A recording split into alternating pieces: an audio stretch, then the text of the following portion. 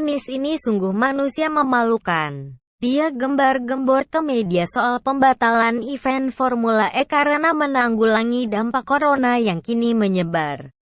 Padahal dari segi kesiapan sendiri sangatlah jauh dari sempurna. Apalagi membahas soal penjualan tiket. Akhirnya Mahfud MD pun dibuat geram hingga membongkar bobrok sebenarnya di balik penundaan Formula E.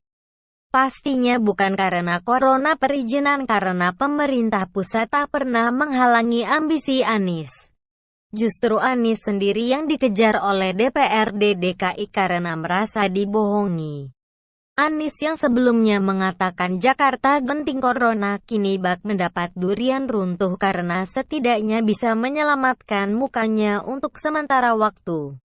Gelaran kejuaraan dunia balap mobil formula bertenaga listrik atau Formula E di Jakarta pada tanggal 6 Juni nanti telah resmi ditunda, Rabu tanggal 11 Maret tahun 2020 pagi. Keputusan penundaan ini diambil oleh pemerintah Provinsi DKI Jakarta. Penundaan gelaran Formula E di Jakarta ditandatangani langsung oleh Gubernur DKI Jakarta Anies Baswedan. Mencermati perkembangan corona di berbagai belahan dunia khususnya di Jakarta, maka penyelenggaraan Formula E yang semula dijadwalkan pada bulan Juni tahun 2020 agar ditunda pelaksanaannya. Tulis keterangan tersebut. Pada surat tersebut tidak diketahui kapan penjadwalan ulang gelaran Formula E di Jakarta. Menanggapi pernyataan Anies, Mahfud MD membantah telak dengan analisa cerdasnya. Dia berujar kalau Jakarta aman dari virus dan penundaan Formula E tak lain karena sepi peminat. Mahfud MD menilai Jakarta dalam situasi dan kondisi aman. Meski balapan Formula E ditunda oleh Gubernur DKI Jakarta Anies Baswedan karena alasan kesehatan dan keselamatan warganya terkait wabah corona. Mahfud MD menduga penundaan tersebut berkaitan dengan kecenderungan banyak dunia untuk menghindari gelaran yang menghadirkan banyak orang karena wabah virus corona.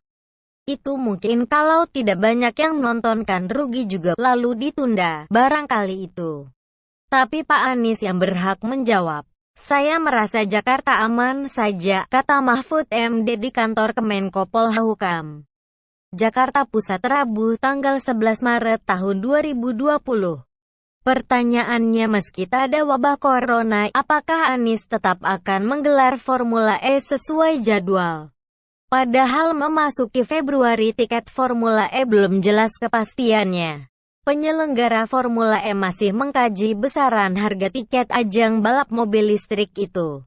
Komunikasi Direktur Formula E Jakarta Dimam Abror mengatakan, pengkajian ini dilakukan agar harga tiket sesuai dengan kantong masyarakat Indonesia dan khususnya warga DKI Jakarta.